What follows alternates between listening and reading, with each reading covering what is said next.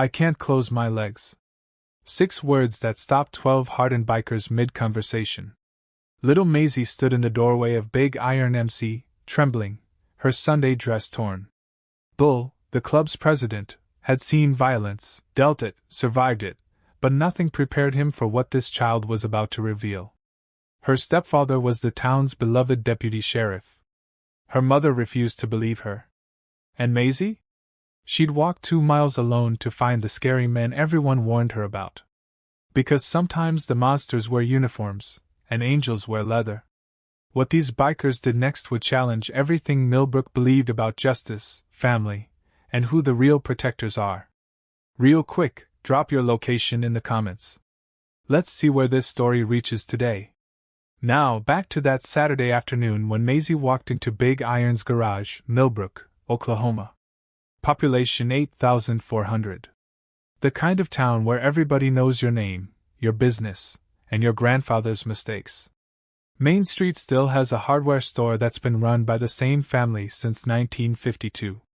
The local diner serves coffee in chipped mugs that have witnessed 40 years of gossip. On Sunday mornings, church bells compete for attention across 4 denominations.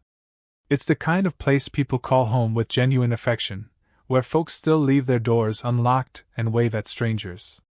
But like most small towns, Millbrook has secrets. And on this particular Saturday afternoon in June, one of those secrets was about to walk through an open garage door and shatter everything. The Big Iron Motorcycle Club's clubhouse sat on the eastern edge of town, just past where the sidewalks give up and the road turns to gravel. It wasn't much to look at, a converted warehouse with rust-stained metal siding and a hand-painted sign that had faded to something between maroon and brown. But it was theirs. Inside that garage, 6 motorcycles in various states of repair sat like sleeping beasts. Chrome catching the afternoon light that poured through the bay doors. The air hung thick with heat, and the smell of motor oil mixed with the distant sweetness of cut grass from somewhere down the road. These weren't the motorcycle clubs you see in movies. No matching leather vests with elaborate patches, no criminal empire, no violent initiations. Big Iron was something simpler, and maybe more honest. They were mechanics, factory workers, a couple of veterans who'd come home from wars nobody wanted to talk about anymore. They were men who'd been divorced, fired, broken, rebuilt. Men who'd made peace with being outsiders in a town that valued conformity. They worked on their bikes, drank beer that was too warm, and mostly kept to themselves. They weren't angels. They'd never claimed to be. But they weren't devils either, despite what the church ladies whispered over their bridge games. Bull stood with his back to the open garage door, forearms deep in the engine of a 1987 Harley Sportster that had more problems than solutions. At 48, he carried himself like a man who'd learned when to fight and when to walk away. His Marine Corps tattoo had faded to blue-gray on his left shoulder. His hands bore the scars of 1,000 repairs and a few ill-advised bar fights from his younger days. He'd been president of Big Iron for 11 years, not because he wanted the title, but because someone had to keep this ragtag group from falling apart. The wrench slipped. Bull cursed quietly, wiped the sweat from his forehead with the back of his wrist. And that's when he noticed her, a small figure in the bright doorway, backlit by the afternoon sun, so she was mostly silhouette. For a moment, he thought maybe his eyes were playing tricks. The heat, the glare, too many hours squinting at engine parts. But then she took a step forward, and the shadow became a child, 6 years old, maybe 7. Blonde hair pulled back in braids that had clearly started the day neat, but were now coming undone, wisps sticking to her sweaty forehead. She wore a pink dress with small flowers on it.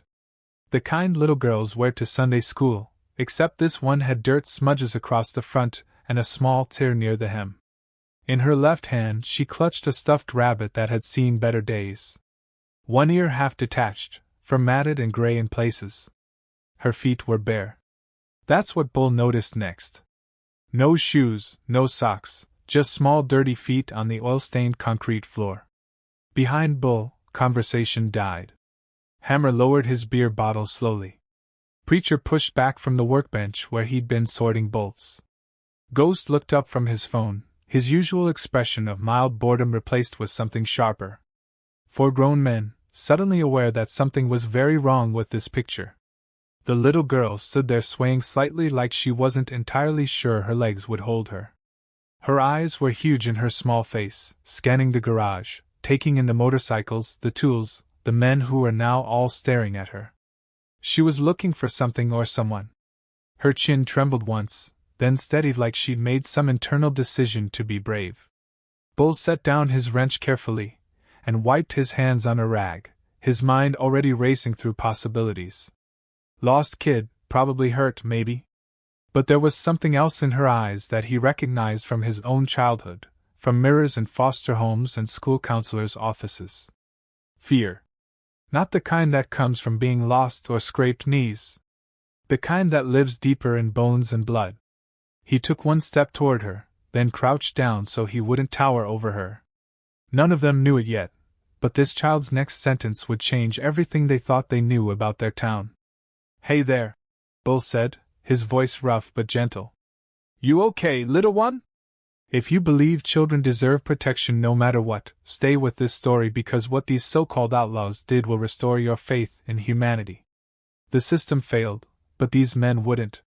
The little girl's lips moved, but no sound came out at first.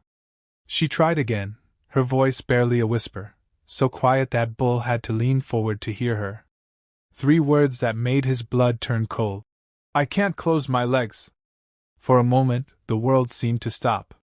The hum of the oscillating fan in the corner, the distant sound of traffic on Route 47, the birds in the elm tree outside. Everything faded into a terrible, heavy silence. Bull stayed crouched perfectly still while his mind raced to process what he'd just heard. Behind him, he heard Hammer's sharp intake of breath. The creak of Preacher's boots as he moved closer. Ghost's phone hitting the workbench with a clatter. Without a word, without any signal passing between them, the 3 men formed a half-circle around the girl, not crowding her, but creating a wall between her and the open garage door. It was instinct. The same instinct that made wolves circle their young, that made soldiers cover their brothers. Protection. Bull forced his voice to stay calm, steady. "What's your name, sweetheart?" "Maisie." She clutched the rabbit tighter. "Maisie Morrison." "Maisie. That's a real pretty name. I'm Bull. Can you tell me what hurts?" She looked down at her bare feet, then back up at him. Her eyes were the lightest blue, like winter sky, and they held something no 6-year-old's eyes should ever hold. Knowledge. The kind that steals childhood and leaves something broken in its place. "Everything hurts," she whispered. "Down there in my legs and my tummy. It hurts to sit. It hurts to walk. Mama says I'm being dramatic, but I'm not. I'm not dramatic." Bull's jaw tightened. He'd been in combat. He'd seen things that gave him nightmares for years afterward, but nothing had prepared him for the sight of this small child, trembling in her torn Sunday dress, trying to explain pain she shouldn't even have words for. "Can I see where it hurts, Maisie? Just so I know how to help you." His voice was gentle, but inside rage was building like a storm. She nodded slowly and shifted her weight. That's when Bull saw what he'd been dreading: bruises. Dark purple and yellow marks on the inside of her thighs. Fingerprint-shaped, unmistakable, more bruising around her knees, on her upper arms. Defensive wounds, the kind that come from trying to push someone away. Her dress had hidden most of it. But now, in the harsh fluorescent light of the garage, it was impossible to miss. This wasn't a fall from a bike or roughhousing with other kids. This was deliberate. This was systematic. This was evil. Behind him, Hammer turned away, his shoulders rigid. Preacher's hands had curled into fists. Ghost was already pulling out his phone again, fingers moving with purpose. Bull swallowed hard. "Maisie, honey, who did this to you?" The little girl's chin trembled again. A single tear tracked down her cheek, cutting through the dust on her face. "Cameron," she said so quietly, he almost didn't hear it. "But I can't tell. He said if I tell, he'll hurt Mama. He says nobody believes bad girls. He says I'm bad because I let him, but I didn't let him. I didn't." I tried to say no, but he's so big and I'm little. And her voice broke. The stuffed rabbit fell from her hands as she started to cry. Not loud wailing like kids do when they fall and scrape their knees, but quiet hiccuping sobs that somehow hurt worse to hear. Bull looked up at his brothers, and in that moment, they all understood. This wasn't about their code or their club or their reputation. This was about a child who'd walked 2 miles on bare feet looking for help because everyone else had failed her. Maisie, Bull said carefully. This Cameron, does he have a last name? She nodded, wiping her nose with the back of her hand. Blake. Deputy Cameron Blake. He has a badge and a gun. And Mama says he's a good man who takes care of us. But he's not good. He's not. The name hit Bull like a punch to the gut. Cameron Blake. The same deputy who'd arrested Bull 3 years ago for a bar fight that wasn't even his fault. The same one who'd pulled him over twice last year for expired registration tags that weren't actually expired. The same man who smiled that too-white smile at town council meetings and got his picture in the Millbrook Gazette for coaching Little League. Officer of the Year, 2 years running. And now Bull understood why Maisie had come here to a motorcycle club, to mend the town called trouble. Because sometimes the people wearing badges are the real criminals. And sometimes the only ones who will believe you are the ones society has already cast out. Bull reached out slowly, picked up the fallen rabbit, and handed it back to her. Maisie, listen to me. You are not bad. You are brave, and we're going to help you. I promise. But here's what Bull didn't know, Cameron Blake had done this before. In another county, in another town, to another little girl who'd also tried to tell, and the town had helped him cover it up. Bull pulled out his phone with hands that wanted to shake, but couldn't afford to. Maisie sat on an overturned crate in the corner of the garage wrapped in Preacher's leather jacket. Even though it was 90 degrees outside, she was shivering anyway.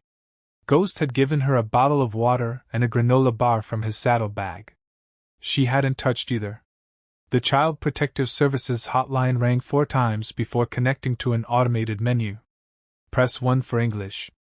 Press 2 for immediate danger. Press 3 for general reporting. We'll press 2. The line rang again and again. Then transferred a new voice. Bored and mechanical. Asked him to describe the situation. He started to explain child sexual abuse needs help now. And got transferred again. Then a 4th time. Each new person asking him to repeat the same information. Each one sounding less concerned than the last. 45 minutes. That's how long Bull sat on hold. Listening to tinny music interrupted every 30 seconds by a recorded voice assuring him his call was important. 45 minutes while Maisie sat there small and broken, clutching that rabbit. By the time a caseworker finally picked up, Bull's patience had worn through. He gave them the address, the details, everything. The caseworker said someone would come out within 72 hours to conduct an initial assessment. 72 hours? 3 days. Bull looked at Maisie's bruises and knew she didn't have 3 days. He made a decision. Hammer, get the truck. We're taking her to the hospital. Millbrook General Hospital's emergency room smelled like antiseptic and bad coffee. The fluorescent lights hummed overhead, casting everything in harsh white light. A TV in the corner played the news with no sound. Bull carried Maisie in his arms because she said walking hurt too much. The receptionist looked up, saw a man covered in tattoos and motor oil holding a crying child, and her expression went through a rapid calculation. But something in Bull's face must have convinced her this wasn't what it looked like because she picked up her phone immediately. Dr. Patricia Moss appeared within minutes. She was maybe 50, gray hair pulled back in a no-nonsense bun, eyes that had seen too much to be shocked by anything anymore. She took one look at Maisie and her whole demeanor shifted into something fierce and protective. Exam room 3. Now. Bull started to follow, but Dr. Moss shook her head. You did the right thing bringing her in, but I need to do this examination without you in the room. Hospital policy, and it's better for evidence collection. She glanced at Maisie, then back to Bull. I'll take care of her. I promise. Bull nodded and stepped back, even though every instinct told him to stay. He'd been on the other side of this once, 37 years ago. Different hospital, different state, but the same fluorescent lights and antiseptic smell. He'd been 8 years old, sitting in a room just like this one, while a doctor with kind eyes examined bruises and burns and asked questions in a gentle voice that made Bull want to tell the truth. Even though his stepfather had promised to kill him if he did, he remembered the fear, the shame, even though the shame wasn't his to carry. The desperate hope that someone, anyone, would believe him and make it stop. Most of all, he remembered the doctor finishing the exam, writing notes in a file, and then watching through the window as that same doctor talked to his stepfather. Watched as they shook hands, watched as his stepfather's face shifted from worry to relief to something darker. And Bull had known, even at 8 years old, that nothing was going to change. That was the day Bull learned that sometimes the system doesn't save you. Sometimes it sends you right back to hell with a smile and a handshake. 40 minutes later, Dr. Moss emerged from the exam room. Her face was carefully neutral, professional, but Bull saw the tightness around her eyes. She gestured for him to follow her to a quiet corner of the hallway. "Sexual abuse," she said quietly. "Chronic, ongoing, probably for months, maybe longer. I've collected evidence, documented everything. I'm filing a mandatory report." She paused, glanced back toward the exam room, then leaned closer. "This is the third child this year with injuries like this. Similar pattern, similar age. All 3 cases were closed as unsubstantiated." Bull felt ice spread through his chest. "What do you mean unsubstantiated?" "I mean investigated and dismissed. Insufficient evidence, they said. Parents deemed credible. Children deemed unreliable witnesses. The cases never went anywhere." Dr. Moss' jaw tightened. "I documented everything in those cases, too. Good documentation, clear evidence. Didn't matter." Before Bull could respond, the emergency room door swung open. Police Chief Wade Thornton walked in, uniform crisp despite the heat. Expression already settling into something between concern and irritation. He spotted Bull immediately, and his eyes narrowed. Bull knew Wade Thornton. Everyone in Millbrook knew the chief. More importantly, everyone knew that Wade and Deputy Cameron Blake were best friends. They went fishing together every Sunday after church. Their wives played bunco together on Thursday nights. Their kids had been in the same graduating class. Chief Thornton approached with the kind of swagger that comes from 25 years of unchallenged authority in a small town. "Bull, heard you brought in a child with some concerns. Mind telling me what this is about?" Bull straightened. Met his eyes. "Maisie Morrison, 6 years old. Sexual abuse. It's not a concern, Chief. It's a fact." Thornton's expression didn't change, but something flickered behind his eyes. "That's a serious accusation. Who's she saying did this?" "Cameron Blake." The silence that followed was heavier than concrete. Dr. Moss shifted her weight, suddenly very interested in her clipboard. A nurse walking past slowed down, then sped up again. Chief Thornton's face rearranged itself into something almost sympathetic. "Look, Bull, I know you mean well, but Cameron Blake is a decorated officer. 6 years on the force, not a single complaint. Officer of the Year. The girl's probably confused. Kids say things. They mix up their dreams with reality. Could have been anyone. Could have been nobody. Could have been something she saw on TV." Bull felt rage rising in his throat like bile. "She's got fingerprint bruises on her thighs. She can barely walk. This isn't confusion. That's for investigators to determine," Thornton said smoothly. "And I'll make sure it's investigated thoroughly. But Bull, maybe stay out of this one. You've got prior history with Cameron. This could look like you've got an agenda." The chief walked away toward the exam room where Maisie waited. Bull watched him go, watched Dr. Moss's shoulders slump in defeat, and understood with perfect clarity that nothing was going to happen. The system was going to protect its own again. Chief Thornton made 2 phone calls after leaving that hospital room. The first was to Cameron. The second, that call would become the smoking gun. The Shady Pines mobile home park sat on the eastern edge of Millbrook, where the town's carefully maintained image started to fray at the edges. The sign at the entrance had lost its H years ago, and nobody had bothered to fix it. Bull's truck rumbled past identical aluminum-sided homes, some well-kept with flower boxes and fresh paint, others sagging under the weight of deferred dreams and empty bank accounts. Maisie sat in the passenger seat, still wrapped in preacher's jacket, staring straight ahead with eyes that looked older than they had an hour ago. Number 47 was third from the end, a single wide with faded blue skirting and a wooden deck that had seen better decades. A rusted swing set stood in the small yard. One swing missing its seat, the other twisted around the top bar like it had given up trying. Bull parked and sat for a moment, trying to figure out what words could possibly make this conversation go the way it needed to go. The front door opened before he could decide. Brenda Morrison stood in the doorway, 29 years old, but carrying the kind of exhaustion that adds a decade to your face. Her blonde hair, the same shade as Maisie's, was pulled into a ponytail, her Waffle House uniform still on from the breakfast shift.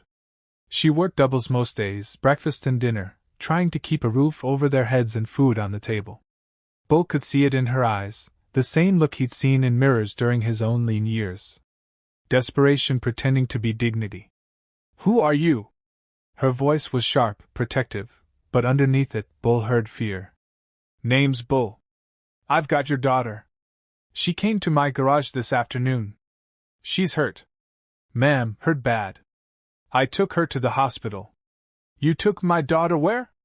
Brenda was down the steps now, moving fast. "You had no right. No right at all. Maisie, get out of that truck right now." Maisie didn't move. She pressed herself against the passenger door like she was trying to disappear into the upholstery. Bull kept his voice level. "Mrs. Morrison, your daughter has been sexually abused. The doctor confirmed it.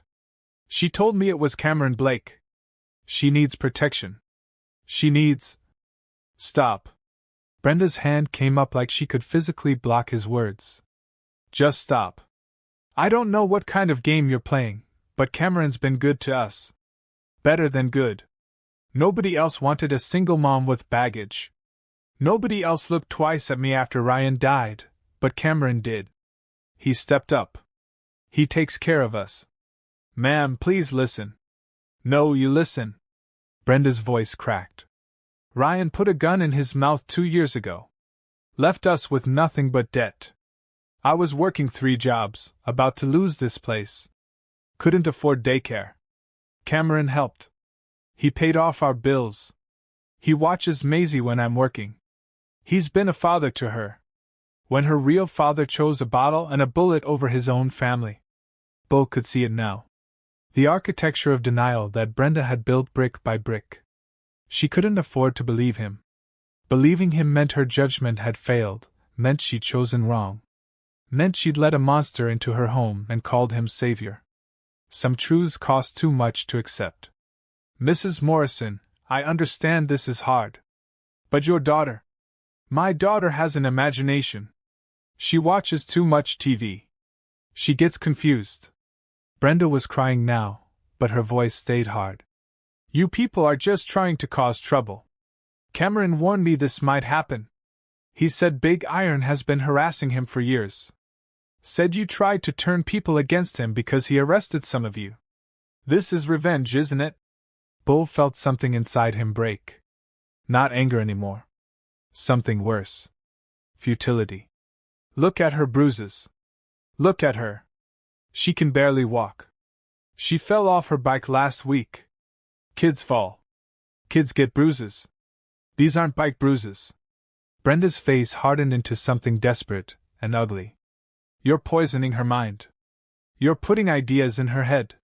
Maisie, baby, did this man tell you to say things about Cameron? Did he tell you to lie?" From inside the truck, so quiet Bull almost didn't hear it, Maisie whispered. "I'm not lying, Mama. Get out of that truck. Now." Maisie started to cry, clutching the door handle. "Please, Mama, please don't make me. He hurts me. He hurts me so much." Brenda yanked the truck door open, reached in, grabbed her daughter's arm. Maisie screamed, a sound that would haunt Bull for the rest of his life. She wrapped her arms around Bull's leg, holding on with everything she had. "Please," Maisie sobbed. "Please don't leave me. Please, I'll be good. I'll be so good. Just don't leave me with him." Bull looked down at this tiny child, clinging to him like he was her last hope. Then up at her mother, who couldn't see past her own survival, and felt a helplessness so complete it was like drowning. He had no legal right to this child. He wasn't family. He had no authority.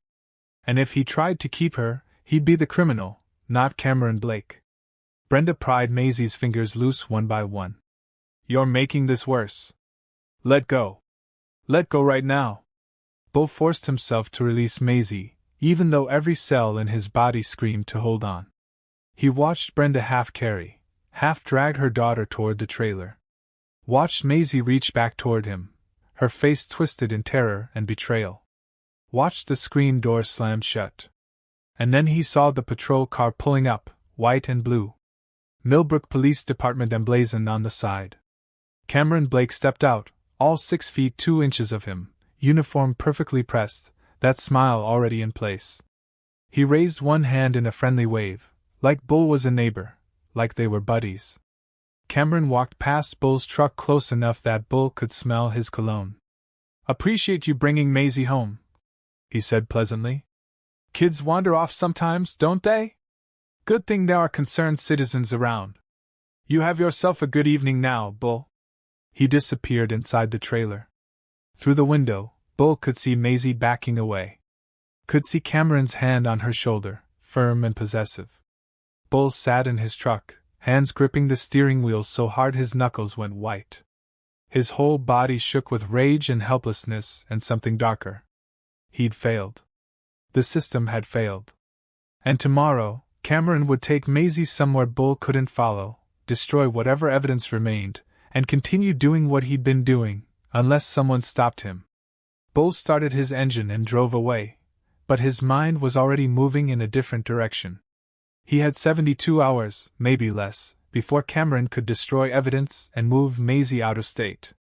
So, he did something that could send him to prison for life. He called the only people more dangerous than cops, other survivors. By 9 o'clock that night, every member of Big Iron Motorcycle Club sat around the scarred wooden table in the back room of their clubhouse. When bikers call an emergency meeting, they call it church. And church was now in session. 8 men total, ranging from ghost at 26 to preacher at 53. All of them understanding that what happened in this room would determine whether a 6-year-old girl lived or died by inches.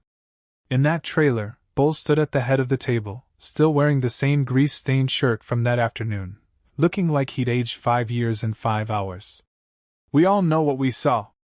We all know what the hospital confirmed, and we all saw how the system responded." He paused, looking each man in the eye. "I'm not asking any of you to do anything illegal, but I'm also not walking away from this, so if you want out, now's the time. No judgment, no hard feelings." Nobody moved. Hammer cracked his knuckles. Preacher leaned back in his chair, arms crossed. Ghost was already opening his laptop, fingers flying across the keyboard before Bull even finished speaking. "All right then," Bull said quietly. "Ghost, what can you find?" Ghost was the youngest member of Big Iron, baby-faced and soft-spoken, the kind of guy who looked like he'd get lost in a library and be perfectly happy about it. What most people didn't know was that before Ghost washed out of the NSA over a disagreement about domestic surveillance protocols, he'd been one of their best analysts.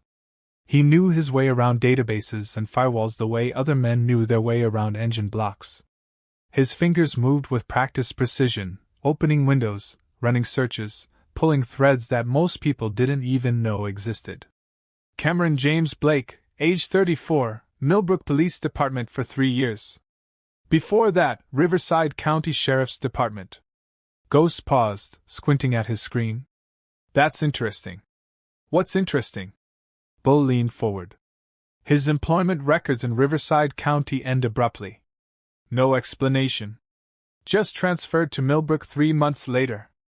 Ghost opened another window. "Let me check their incident reports. See if there's anything tied to his name." The room fell silent except for the clicking of keys and the low hum of the laptop's fan. Minutes passed. Ghost's expression shifted from concentration to something darker. Found it. Sealed file, but not sealed well enough. 3 years ago, complaint filed against Deputy Cameron Blake by a woman named Jennifer Hastings. Allegation of sexual abuse of her 12-year-old daughter, Kayla. Investigation opened by Internal Affairs. Ghost scrolled down, his jaw tightening. Investigation closed 2 weeks later. Insufficient evidence. Files marked for destruction. Records indicate they were lost in a server migration 6 months ago.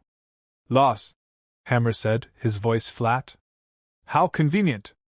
Ghost kept digging, pulling up social services records, cross-referencing names and dates. A pattern began to emerge, clear as fingerprints on glass. Cameron Blake targeted single mothers. Women who were vulnerable, isolated, desperate. Women who needed help so badly they'd overlook warning signs. Women who couldn't afford to lose their lifeline, even if that lifeline was slowly destroying their children. 3 documented cases in Riverside County, all closed as unsubstantiated. 2 complaints that never made it past the initial report.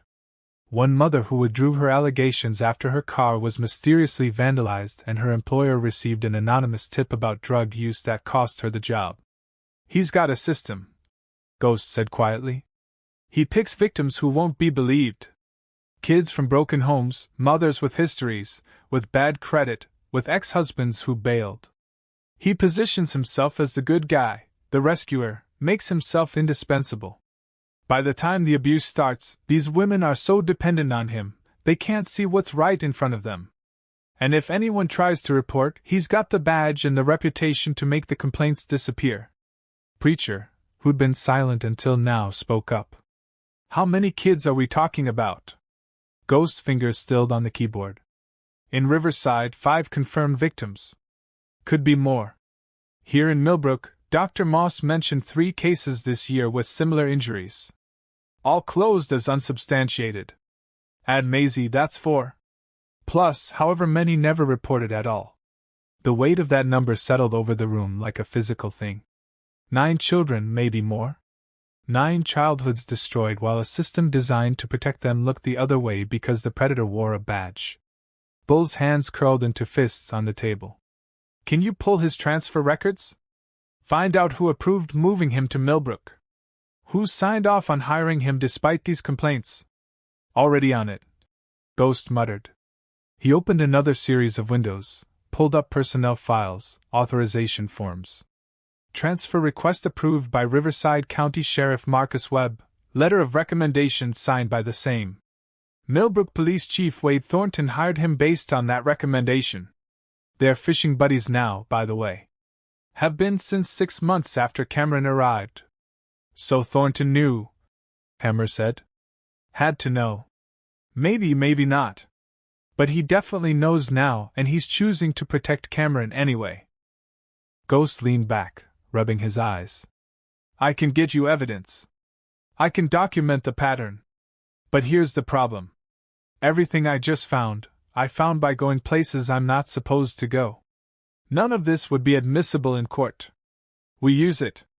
And Cameron walks while I go to prison for hacking government systems. The room went quiet again. They all understood the impossible math. They had proof, but proof they couldn't use. They had truth, but truth the system